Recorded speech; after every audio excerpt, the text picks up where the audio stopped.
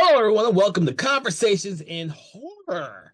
I am your host, Kevin L. Powers. I'm also the program director and owner of Something Wicked Entertainment and Events. It must be Wicked Entertainment and Events. And welcome to our program today. So, if you've been watching or listening to our program, you'll realize that what we do is we take an individual horror film and we kind of critique, analyze, and have a general conversation about that movie. Now, that movie can be any type of horror film, from any different subgenre to any different decade, because we like to explore different types of films no matter when they were made. Now, that being said, one of the great things that we love to do is talk about films that generally everyone tends to like. And we like to also delve a little bit into films that generally people just loathe. But thankfully for you, the episode we are doing today has to deal with a film that is generally thought to be an excellent remake, which is not something I actually say a lot. So it is with great pleasure that we are talking about the Dawn of the Dead remake from 2004. And to talk about this film with me today is the amazing Jim Adams. Thank you, Jim, for joining us on the show today. Yes, and what people don't realize is that this is a found footage film. Oh, no, wait a minute, that's the wrong. Okay, sorry. No, this is not a found footage. Hey, you know what? There is that little clip in the credit sequence. Yes, there is. There is. Yeah. So for everyone listening to the show today, me and Jim at the very end, yeah, that's right. I forgot about that. Okay, yeah, I'm going to call it a found footage film then. Over the last, that's all I ever do. That's all I do, folks, is found footage film. Yeah, me and Jim have been doing a lot of found footage films this year in anticipation of one of Something Wicked's grand schemes for next year is a book on found footage films. So we've been watching a lot of found footage films that we'll give and the fact that we're the only people in the entire United States that like found footage films. So we'll give you more information on that as the year. But enough of that. Yes, enough of that. We're talking about the Dawn of the Dead 24. And you're right. This is a good remake. I loved the 1978 Dawn of the Dead. Of course, I was all excited when it came out because there was, almost like a 10-year gap between the original Night of the Living Dead and then hey, George Romero's doing a sequel. So I went into this like probably a lot of people thinking it'll never be as good as that one. But these guys did a good job, a damn good job on this film. And it's a guy who's not well liked by some people, Zack Snyder. Snyder and you got James Gunn, who's the writer on this, so they're just getting going. Yeah, before they get in and screw everything up for those of us who are comic book fans. But we won't get into that right now. Well, one of the good things about Dawn of the Dead is it came out before there was this huge a resurgence of going back to old movies, old American movies, and remaking them for modern day audiences. That's true. And the thing that's different from this remake from the original is that the main thing about it is that it made fast moving zombies instead of the slow moving zombies. Now, I love that. We all know that Romero himself, who directed and wrote his own plethora of zombie films, was completely against running zombies, mostly because they're dead. They're decomposing. They can't fucking run. We know that. Well, no, and they've got that classic line in the original Night of the Living Dead with the sheriff saying, "Yeah, they're dead. They're all messed up." Yeah, and they shouldn't be running for one thing. But in this movie, logic. Actually, not just this movie, but this movie started the trend with fast-moving stuff. No, actually, I'm correct you on that a little bit because I think the inspiration came from 28 Days Later. 28 Days Later is not but zombies, that's where I first saw fast-moving zombies, and it came out 2 years before this. Yeah, but those aren't zombies. I was not a fan of fast-moving zombies until I saw that movie, and I went, this is cool. So when I saw they did it in this, I was like, okay, this has got my interest now. They're going that route with fast zombies versus stumbling zombies. So, well, the thing is, in 28 Days Later, they're not zombies, which means they're not dead. So, of course, they can run. They're infected. It's like they're like The Walking Dead, but The Walking Dead was more like these because you had to die, and then the only people who had fast-moving zombies were Italian filmmakers in the Zombie 3, 4, and the other crazy. Fulci had fast ones in his. They had fast ones, but those are movies most people, American audiences, have not seen. They much less even remember. But the very fast moving zombies came with this one. Now the thing with 28 Days Later it was the rage virus. Yeah, but the ideal behind that infection bolstered an entirely different subgenre of movie where people are infected and not zombies. Absolutely, yeah. We have tons of infected movies out there now where people aren't dead; they're infected with a virus. But this one was, other than including all the Italian zombie movies that I've seen, that came out in the 70s. Yeah, these were dead people. Yeah, these were dead people, and they reanimated. And yeah, absolutely. They're dead, but the way that Zack Snyder shoots them, it makes them very, very, very visually stunning. Yeah, the way he shoots them in this movie, and that aesthetic was carried on to other zombie movies that came afterwards that utilized this fast-moving zombies as well. And George Romero actually said, after this movie came out and he watched it, he said he was actually quite impressed with it. So he admitted that he went in there thinking, "Nah, this isn't going to work. It's not going to work," because he knew what it was, that was going to be with the fast-moving zombies and all that. But he actually sort of liked this movie when he saw it after it came out.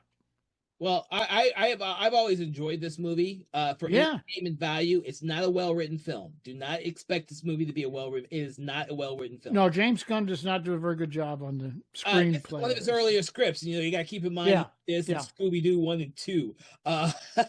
Right. Well, I mean, I remember. Yeah, he caught some real hell from the fans thinking, "You're bringing a Scooby-Doo writer in to do this zombie stuff." Well, he also did Romeo and Juliet, so which I still have never seen. But they did the one thing. I like this movie. I'll tell folks I do. There's a lot about this movie I like. But even though it takes place in a mall, just like the original, they did miss what made that first one so special. Yeah. I think. Even though they have a quote from there, you're like, "Why are these zombies all coming here?" They said, "Well, it was an important place for them. They're coming because this is the mall," and that was true in 1978. I mean, that's your waking moments. If you weren't working, you were at the mall. I was. Well, back in those days and all through the 80s, Well, 78, you were just now getting into those huge mega malls. Yes, that's what I mean. They were important places in our life. But in 2004, malls aren't exactly the most important places. No, they're not. And that's why they needed to, I agree with, they needed a good script on this to help deal with that issue, because it's not dealt with really well in this movie. But there's still a lot to like about this movie. Well, there's a lot of great ideals in this movie, and this is one of the reasons it's such a well-regarded remake. There's a lot of great ideals in there, and it's a very visceral film.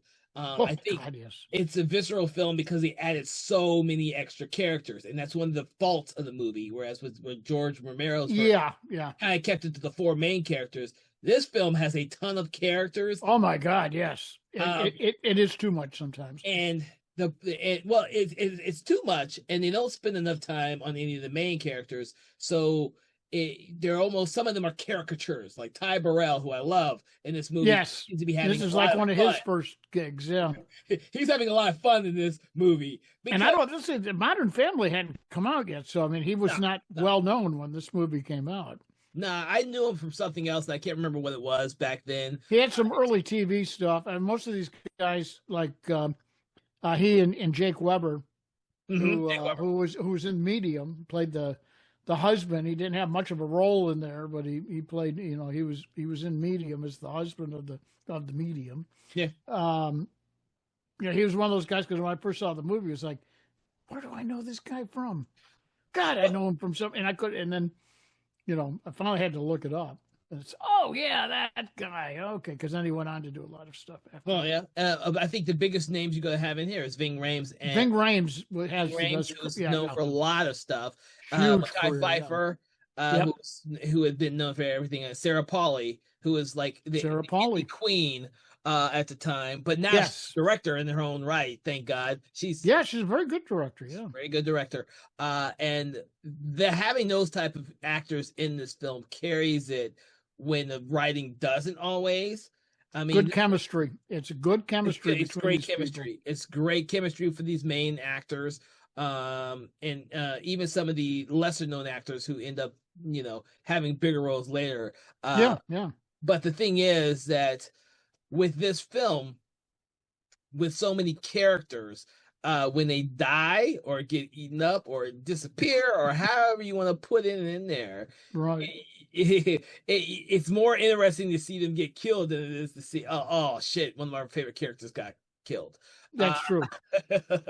And that works for the film in the early aughts, as in that's what they wanted to see, because we either got those films too sanitized in the early 2000s, or we got those films that went the distance Too far. like this. Yeah. And from the very opening sequence, when Sarah Pauli's character, Anna, and her husband are in bed and they're awakened by the little girl. Oh my God, that's a graphic. I mean, that's what an intense scene that is. It's an intense scene, but it also forecasts the audiences just what type of film you're getting. Oh yeah, they set the table. Not the Dawn of the Dead that Romero did, which was, and he started off with a very graphic scene too, when the police SWAT team is breaking into the tenement buildings. Right. That's right.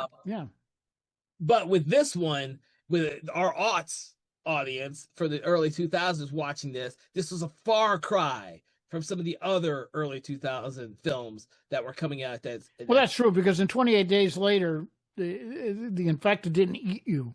No. They just killed. They just infected you. So I mean, in '78 when Dawn of the Dead came out, there were two big things about it. One, it was, wow, he's finally making a sequel to Night of the Living Dead. Two, it was like, it's in color. Oh my God! I mean, because that's what we were bloodthirsty. We wanted to see it.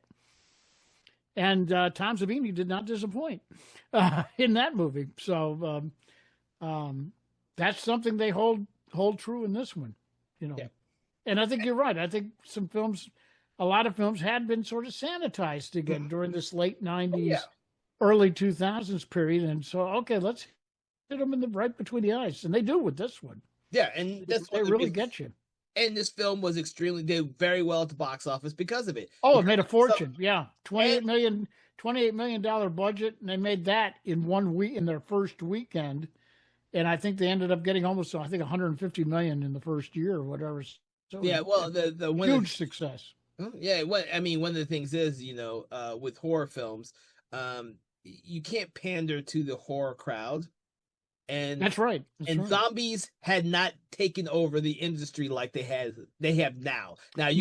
This was about 2 years before you had the book The Rising by Brian Keene, which really set into motion things like what Robert Kirkland would do with The Walking Dead and the graphic novels that came out and all that. And then, so we really saw from about 2006 on, that's when we got glutted with zombies, really. Yeah, well, this one started. Hell, I was in a zombie film in 2006. I mean, that's all anybody was shooting. But before then, you couldn't get a zombie film made the same. No, you couldn't get anybody to give you the time of day on those things. But this one ushered in that whole thing, that whole concept of you could make a really simple monster. Just a lot of gore, and so even the low budget zombie films had plenty of gore if the rest of the makeup effects weren't nearly that good. That's right. But for those of you who may have been living under a rock and have not seen Dawn of the Dead 2004, I'm just we haven't talked anything about plot in this movie, but I just no, we got to get to that. We're going to generally say it because the plot is very simple. What happens is Sarah Pauli's character, Anna, who is a nurse, right. She wakes up with her husband one day, and the whole world has gone to shit. And the zombie apocalypse is coming. There's a little subplot in there too that almost likens to Friday the 13th and stuff. I mean, this is a stretch, but she and the husband are having sort of their intimate date night. Yeah, Yep. they got a little kid, they got a little girl, so it's like, and so yeah, parents. I've never been a parent, so but uh, it's hard to get together for those intimate moments when you've got a small child like that, and the kid's in bed and they're doing their thing, so they miss all of the special bulletins. They don't realize what's going on that whole night. They don't have the TV on and stuff because that's not what they're into. That they want to do them until the little girl wakes them up in the middle of the night. And unfortunately, the little girl is now a zombie, which is not good. So it almost like, okay, so if you have sex, you are going to die, which was the whole theme of all of the Friday the 13th films. I don't know if Snyder did that on purpose, but I just get a kick out of it every time I see this movie going, yeah, there is sort of a little subliminal message there, isn't there? Well, Anna then escapes the house just barely. Yes. And then comes across someone who's trying to steal her car, and she runs off the road. Great scene. And of course, what happens is, she wakes up and Ving Rhames is right there, who's a cop. He's a cop, right? But of course, within that same moment, he meets Mekhi Phifer's character, which I can't think to save my name. What is Andre? Andre, yeah. Whose wife is pregnant, and we meet and that's where we meet Michael, Jake Weber's character, Michael, yeah. And then they just happen to be by the mall, so they end up going to the mall. They're heading there. They tell them. They walk like 2 feet, and they see the fence is right there. They go into the mall. Yeah, but I thought there was a line in there where they said, we're going to the mall. Yeah, there is, but it's like literally right up the hill from where. Oh, yeah, it's right there. Yeah, I mean, they're right almost there. Yeah, they're not walking far. They're literally no. And then that's when they come in contact with more characters, which are the 3 workers there, led by CJ, who is also another character actor who's in a ton of stuff, Michael Kelly. Yes. But he has all this facial hair on him. It took me a second to realize who he was. I was the same way. It was sort of like there's something about this guy that's familiar, and it's like... So he leads these 2 other people. I guess they're originally the overnight security for the mall, part of them, because you find out that one of the other guys there is dead. And then of course it goes into more of the territory that the original movie was, where these people are trapped in the mall and all the zombies are coming there for some unknown reason. And this is a little different because these guys, I mean, like CJ is like a total jackass. I mean, he's power hungry because he's got control whether he lets them in or not, and he's got the whole mall under his control, and these guys and the little trainee under his control and all that. He gets a little power mad, so you instantly don't like the guy. I mean, he's just a real jerk. Well, and they're not the only ones. This is a group that started off with 5 people, then you get 3 more people, which means 8 people, and then pretty soon, when they're in the mall, they meet a whole truckload of more people. Oh yeah, that was wild. Almost halfway through the movie is when the truck arrives. I always kept thinking this was later. I kept thinking that these characters are so rushed into the film. Because one of them, the big lady, dies immediately, and then of course was it Matt Furr? I always get his name screwed. Yeah, you've got the older woman dies pretty quickly, and then you've got one who's pregnant. But she's been, and that's where the whole thing about time period doesn't really gel with me, because she gets bitten pretty fucking early, and then she's slowly turning. Yeah, she takes forever to become a zombie. Yeah, she takes forever. Whereas Matt Frewer, I never pronounced his name. Sorry, Matt. I've been watching you since Max Headroom, and I've never. Frewer. It's Matt Frewer, who's Max Headroom. That's right. I love Max Headroom. I do too. Yeah, he's great. He has like 10 minutes in the movie. Like when he shows up, I'm thinking he has like a huge part, but he doesn't. No, he makes quite an impression in this film. But these new characters come in, and of course, some of them die, but then and then there's Andy across the street at the gun store. Oh, he's the cool character, yeah. But the thing is, in '78, you had the guns inside the mall. In this day and age, you can't have the guns inside the mall because they won't sell them inside the mall. So they had to have a But gun store. I think they had a sporting goods store, but it didn't have any firearms. So they had the gun store. They had things they could turn into weapons, but they didn't have any guns. So yeah, it's interesting how they add these types of elements into the film, Right. because Ving Rhames, the only way we get to really know his character is through the Andy character across the street, because they hit up on a good relationship, and of course Jake Weber and Sarah Pauli's has this relationship, but then most of the other characters are kind of even Lindy Booth Nicole, who is Matt Frewer's daughter in the film.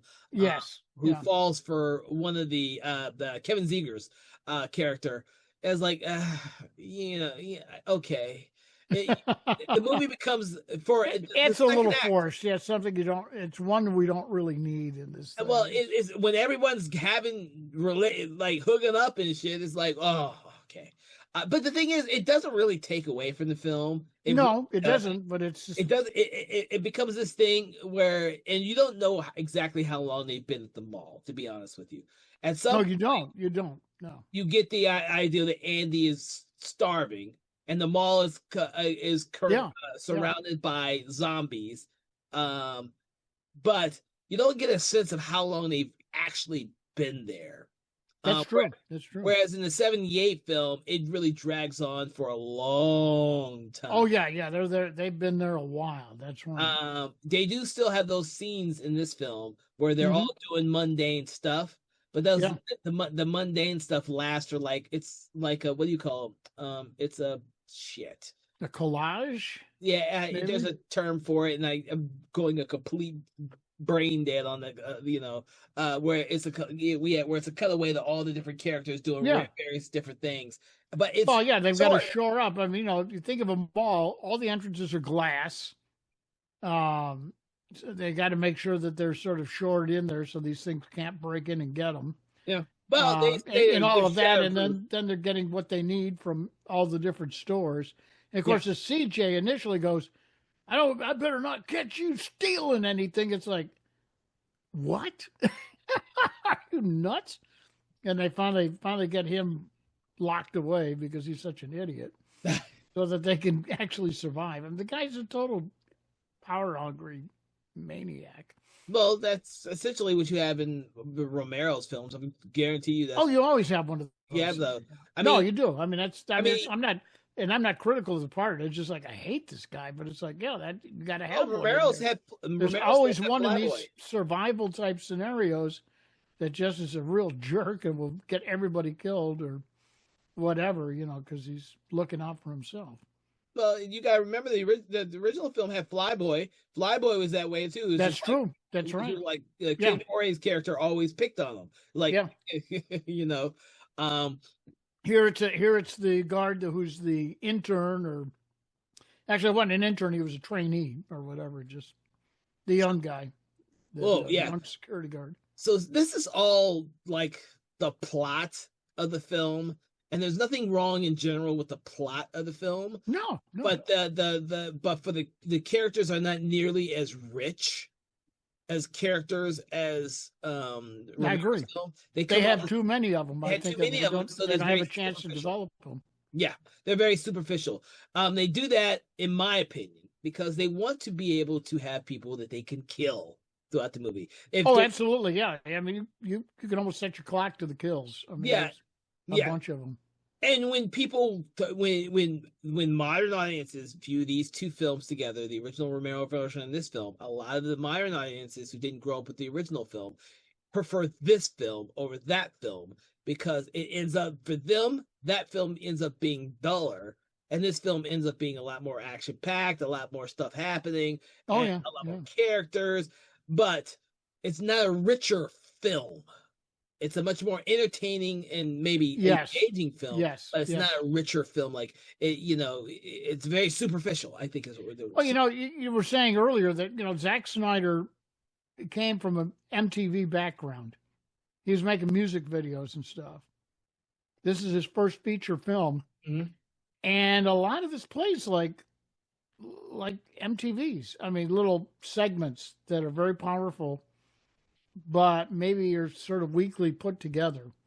You know, they're not cohesive in how. So you're right. I mean, the kills are the thing that's the movie. You know, the various kills that you see in there, the situations that lead up to them. And don't forget, we've got a dog in this movie that they find about halfway through the movie when they have to go down to the basement when the generator goes out. And there's a dog that's been down there the whole time, and there's zombies down there as well. So, and the dog probably plays a principal role better than some of these characters do, because he's big time. I don't even think they gave him a name. Chips. Chips. I mean, I'm talking about the actor, the dog actor. I don't think he has a real name. He's not listed in the credits. It's one of the rare times that. No, but it does lead to the only problem with that is it does lead to the one character who does stupid things in the whole movie, which is the daughter. Nicole. She's the one. If there's one person in there that does everything that puts everybody at risk and they just let her do it, Nicole is the one that's like, we need to kill this gal now so that we can all stay alive. Because everything she does causes problems for her. Yeah. Well, the film is lucky in that I like Lindy Booth as an actress. She's on some of. Oh, I do too. Yeah, I've seen her in a ton of stuff. Yeah. Yeah. Well, I know more. I know her mostly from all the freaking horror films she's done, which is like Wrong Turn and Cry Wolf. She's done a bunch of them. Yeah. Like I love those. I love both those movies. Yeah. The only reason why I know who the heck she is because she did a lot of movies. Well, I think is she doing the New Librarians, because she was in the original one. I don't know. I've not seen the new one. I know she's in it. I just never watched it. Yeah. I mean, the original one I watched quite a few of them, but I haven't seen this new one that they just released. Who knows? But as a zombie movie, as a newer version of a zombie film, I think it works really well. I think that it showcase it because it was showing us as audience members who like zombie movies before it came out and who would like zombie movies after it came out. The concepts in this film and the execution in terms of the running zombies was a great not just concept, but in addition to the genre. Once this movie came back, it was free for all for anyone to come up with different types of zombies. It'd been almost 30 years since the other one came out, so they were updating it as much as they could. Yeah, and so you would only rarely get someone who strayed from the traditional Romero zombie, but after this movie, we got tons of different types of zombies. Slow moving ones that are like domestic slaves, like in Fido. We got Dawn of the Dead. We got Zombie Diaries, which we talked about earlier. We've so many different types of zombies. They made 3,000 different makeups during the production of this film, of zombie makeups. This film. So they were quite diverse. Yeah. And so there's a lot to be said about this film itself. It's actually also a really good debut as a director too. I think so. Yeah. Zack Snyder went on to do some pretty decent movies, such as the 300 film, 300, Watchmen, among others. Love that. I know he tried to capture the magic that was in this movie with his Army of the Dead, but we haven't discussed that one on the podcast yet. No, we haven't. And, you don't want to really know how bad I think that movie actually is, because superhero films. I know, because you and I disagree on that one. So we do, and the thing is that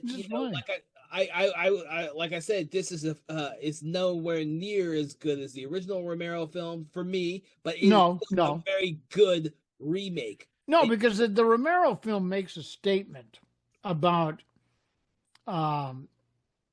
the way people were going. We were getting ready to go into the 80s. The me generation was really starting to rear its head.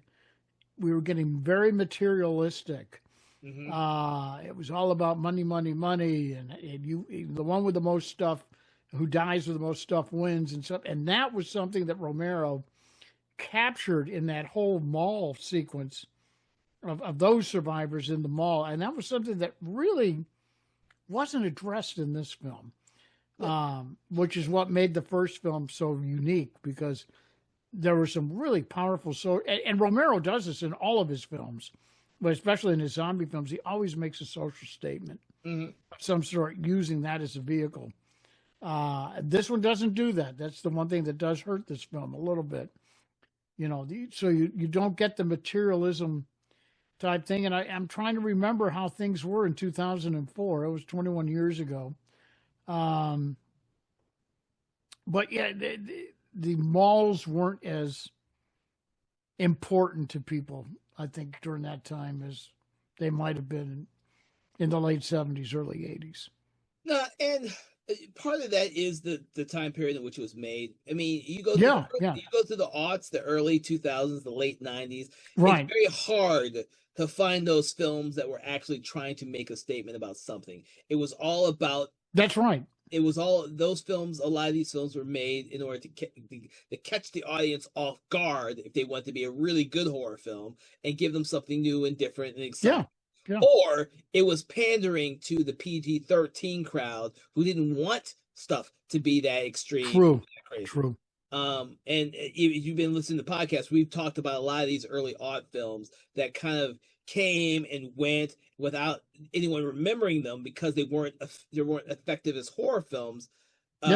Even though they were really popular with audiences, because they weren't popular with horror audiences. They were popular with general audiences, which is something different from their horror films. True. Good point. The thing is, nowadays, that is all out the window. When we have a movie like Terrifier 3 that breaks freaking box office records, we were saying now the door is wide open. Anything goes. That's right. Which is good for the horror genre, us horror fans out there. Yeah. For general audiences, because you're not seeing stuff that you have always come to have seen before. Right. The thing is, in the aughts, they were perfectly fine with these PG-13 horror films, but nowadays they aren't. So it would be interesting to see how they would come up with a new version of this 20 years later. And I'm beginning to wonder if you could find something different, because I don't know if you could or not. You know what? I don't either. I do think that James Gunn and Zack Snyder came up with something that they